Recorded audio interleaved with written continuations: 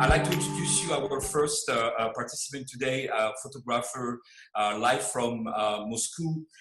Is a professional photojournalist. He is from Russia. In 2016, he shared the Pulitzer Prize for breaking news photography, was actually exhibited in the exhibition Exodus Deja VU for the coverage of the European migrant crisis. In 2017, he was awarded a Robert Capa Gold Medal, shared with Brian Danton for his coverage on the war of Iraq. And he got a World Press Photo Award in 2015, 16, and 17. We're really pleased to welcome Sergey Ponomarev today. Thank you very much to be with us today. And no further ado, I'd like to introduce you the person who will be interviewing you today. You will have this conversation with that person who is live from Strasbourg, is Ambassador Drahoslav Stenfanek. Is a special representative of the Secretary General on Migration and Refugees, Council of Europe. Gentlemen, thank you so much to be with us today, and I'd like to let you the stage now for you. Thank you so much. Thank you, Valet. Have a good day, Drahoslav. Good afternoon from Strasbourg. Good afternoon. Good afternoon. Thank you very much. Thank you very much for this opportunity. It's very interesting, and it's something different from what from what I do usually, and it is very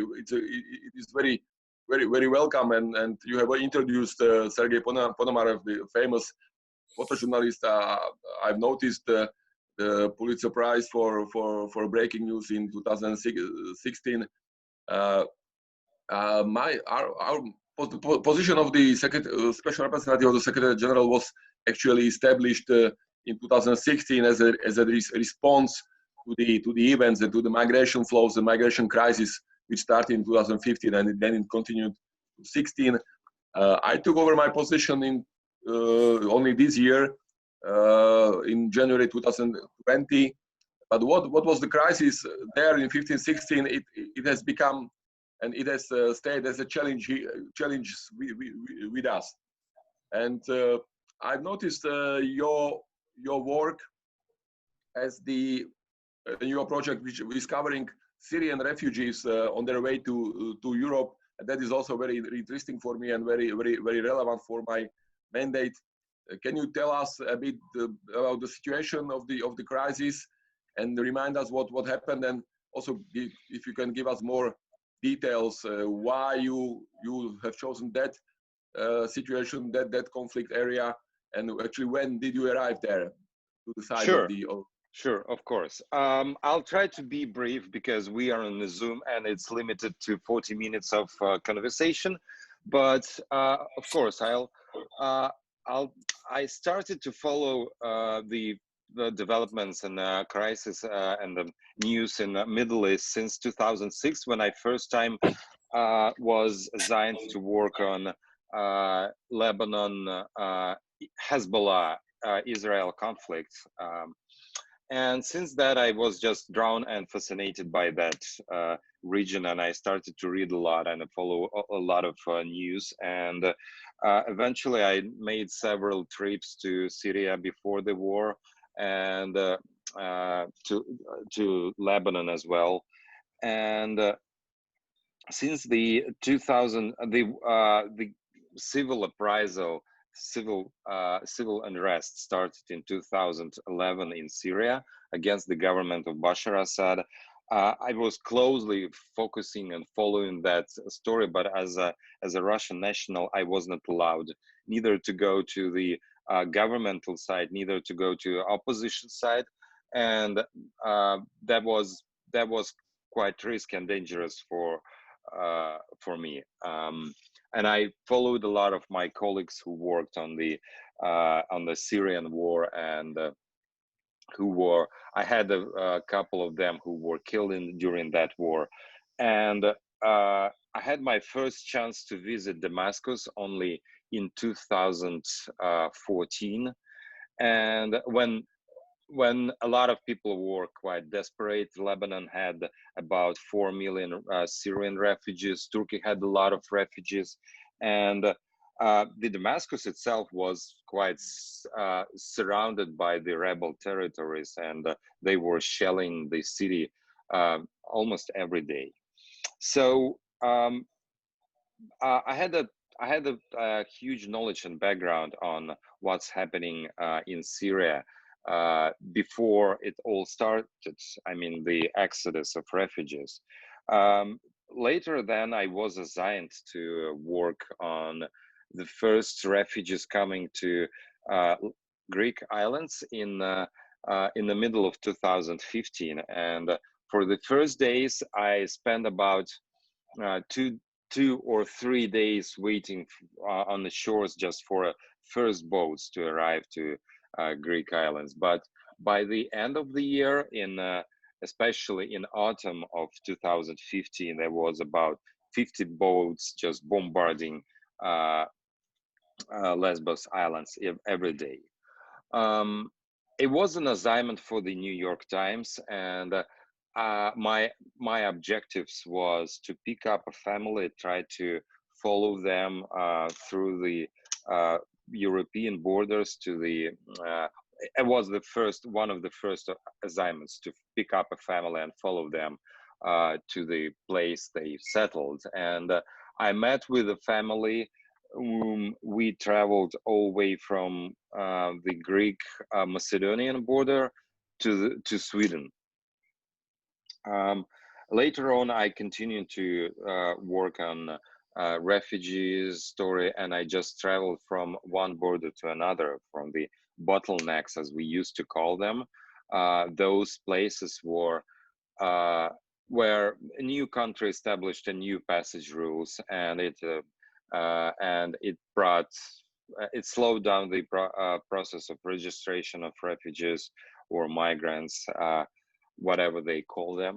And a lot of people were gathering on the outside side of the border, and it created a refugee camp, and it was looking like a bottleneck.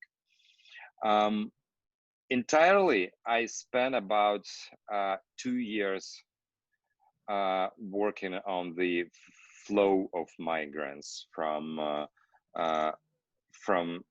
Syria, from Arab countries. It wasn't especially only Syria. It was Iraq. It was Afghanistan.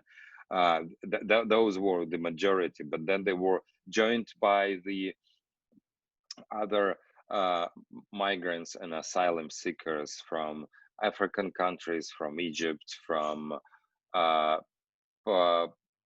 Pakistan or India and other countries. But yeah, the majority was driven by Syrians, especially. They were probably the most vulnerable, who were searching for asylum. And as far as I understood, according to the Dublin rules, they were allowed to cross the border without being punished for violating the border rules of the countries, because they are fleeing the actual military conflict. And as far as I understand from the rules, they can cross the border, unlike some other people from Egypt, for example, or from Iraq, where they don't have an active phase of the conflict. Am I right? Yeah. You're right. If they ask for international protection or for asylum or temporary protection, of course you can't, and that's a sometimes mistake. What happens, and what is the wrong perception? Of course, if you are a refugee, it's difficult and impossible to follow the rules. A lot of rules. That's true. Yeah. So simply you are escaping the conflict or situation, right, where you are prosecuted, and that's totally different story. And then you apply for asylum or for protection. So, yeah. Right. Maybe if I can pick up that family, it was Syrian family, which you have followed from Lesbos? That was a Syrian family from Aleppo, and it was a kind of upper middle class family who had several garment factories in Aleppo, and they were those family factories were ransacked. One of the brothers were kidnapped for ransom, for bounty, and they kind of decided they tried to stay as long as they could in Turkey, because that's the closest country to their homeland. Not all of the family has left. They had some of their relatives who was in the hospital, and they were very reluctant to move, but they made this decision and they started to move. And it was a huge family of 12 people who traveled all the way to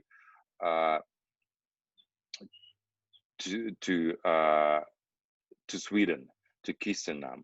I'm gonna share a screen with you, because I was working not only as a news photographer, but I produced a book. And after 4 years working closely with refugees, and I followed some of those refugees whom I met on the road during their settlement in Europe. So I had these tracking and connections in between where they were there and how they live in Europe. And let me see how I can do this. Yeah, do you see this screen? Yeah, I do. Yeah, that's the screen. A screen with pictures. Okay, I'll try to share it. Unfortunately, I don't see it, but that's the first picture that I won the Pulitzer Prize, and it was about 50 boats.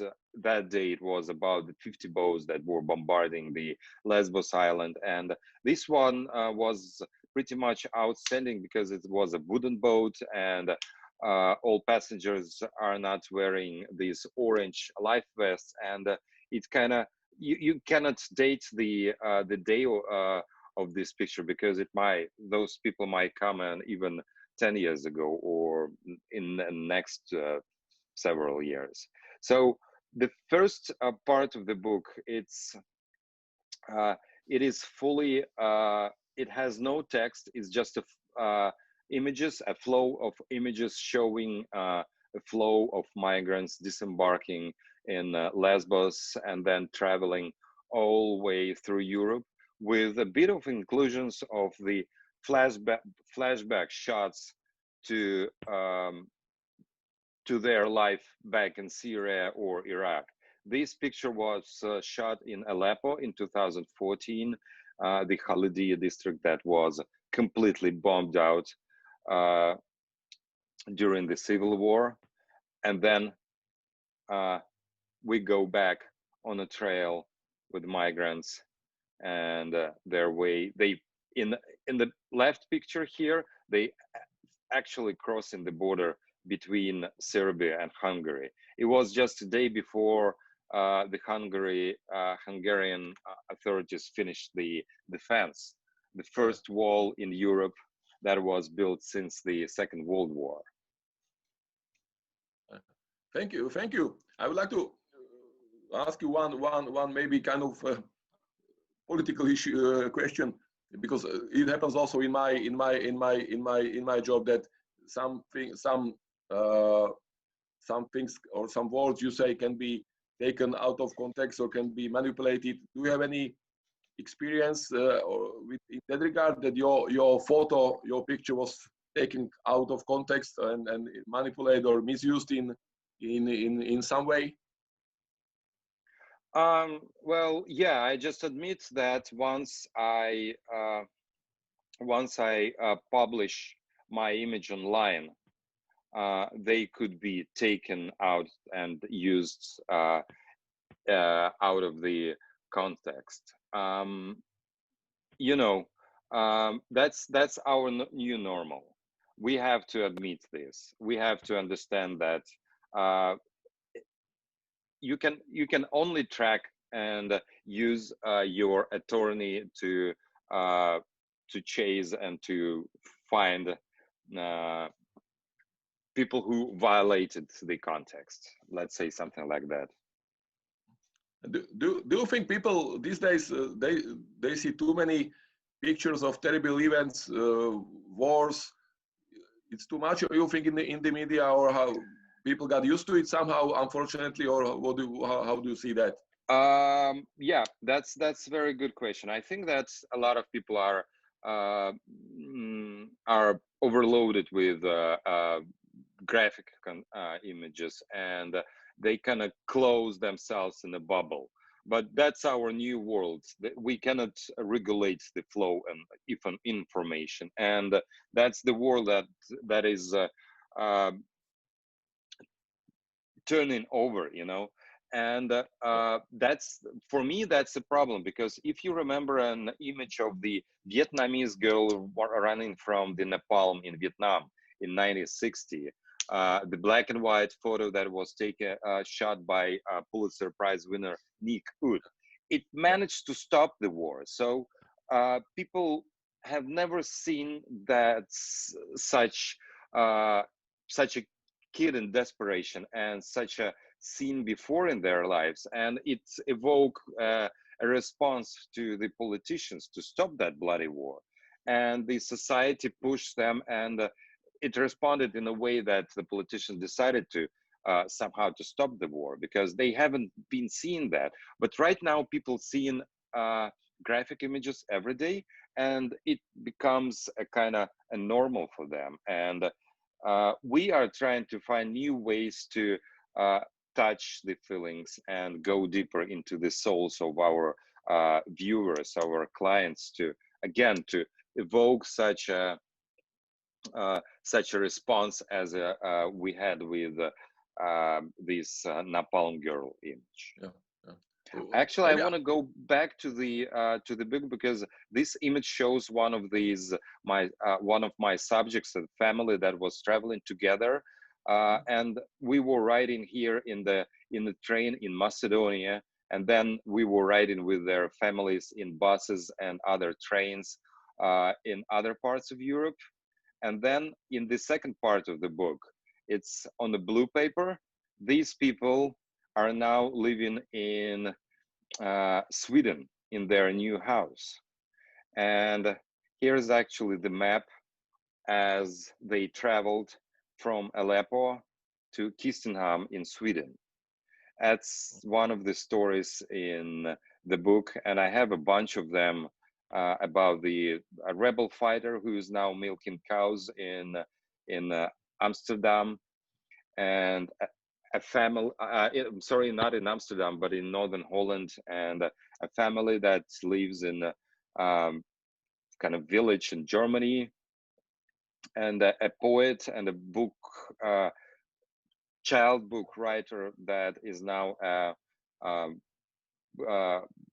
makes a guided tour for Arab speaking tourists in Berlin, but she still kind of feels herself abandoned. And a lady from Aleppo who works now, who has a catering company in Amsterdam, and also some grim stories of people who are stuck on the borders of Europe in Serbia, for example, and still cannot move, and a story about Muslims who are converted to Christianity in Germany, both Catholic and Baptist churches, and also a prison that was converted to host asylum seekers in Netherlands. There was single cells that are now open, and people can walk in, walk out easily. And probably the Tempelhof that is not existed anymore, but at that time it was packed with asylum seekers who came to Europe. And finally, I went back to Lesbos and show what happened to the island that was a first landing spot for many of the refugees. And that's probably one of the boats that used to bring refugees to the island that is now stuck ashore. Yeah. Well, I would like to, in my mandate, I would like to change the kind of narrative about the refugees or migrants, which is quite negative in Europe, and countries are trying to prevent them. But, can you tell us something about those families you were actually traveling with? These people have suffered a lot in their home countries. They were looking for a safe, I would say, life and better conditions. Can you tell me maybe your personal story, or how do you see these people? Well, you know, to be honest, it's Middle East and Europe. Those are two different environments, absolutely different. And people who were coming, they at first they thought that it's a promised land in a way, but it was not for them, and they had to admit and start to learn and study absolutely different rules from they used to live. And Europe is a plural political field where everybody can express their opinions, and people who are expressing their opinions against refugees, migrants, or in favor of them, they're both equal, and they have rights to speak about that. And there is less propaganda style media. There is overwhelming rule of laws rather than tribal and family rules that are in Syria, Iraq, or Afghanistan. And kind of people had to convert their views and opinions to European style. It's not only feeling that you are in a free country, but freedom comes with a lot of responsibilities. And you can achieve a lot of things just by hard working, but not by your right of the birth and your family. So I think that there was a certain amount of frustration among refugees, and there was also a certain amount of frustration of locals who were encountering. But you know, if people are willing to learn, they would learn. And living with refugees for 2 years in Netherlands, when I was working on the second part of the book, I had the feeling that there was a split of 75 to 25% of those who are trying their studying language, they understanding the rules, they trying to fit with society standards, and there's about 25 who are not doing anything. They think that the government, everybody had to serve them, help them, and settle their life without trying to adjust to the standards of the society. And those were failing, and those were probably the examples and people who were referred in the headlines of like bad migrants, bad refugees. Because the successful majority were just silent. You know, they are not. They don't have any news advantages for media.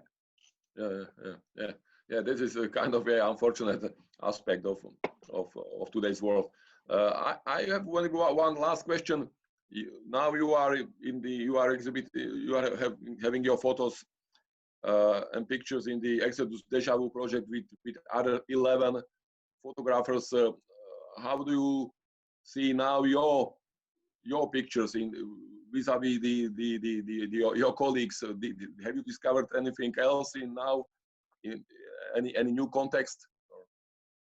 Well, you know, I think that migration is something new, and it will happen. And so far, my image is one of the most representative image of the migration migration influx that happened in the past decade.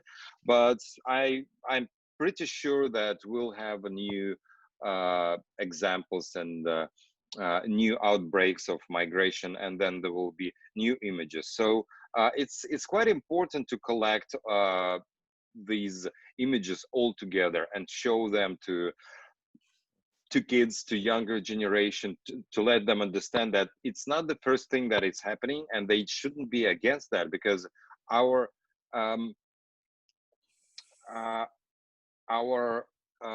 let's say progress of the civilization is based on migration, and every time we move somewhere, we mix our nation, mix with some other nations, and we bring better people.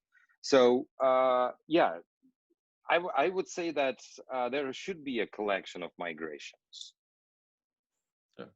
Thank you very much, Mr. Ponomarev. It was a great pleasure and an honor also for me to speak to you. Thank you for showing your work. And it's a pity that we can't meet in person, or I can't see the exhibition in person. But maybe that can happen maybe next year. Thank you very much for your time. I would like to thank again the organizers from Exodus and Deja VU project for this project, which is collecting first-hand evidence actually of emotions, lots of also suffering, unfortunately, but very emotionally pictures which are kind of witnesses of and testimonies of what is happening in this migration refugee flows. Thank you very much. Thank you, Drahoslav. It was a pleasure to talk to you. Thank you, Sergey. Thank you, man. Have a nice day. Thank you so much. Bye-bye.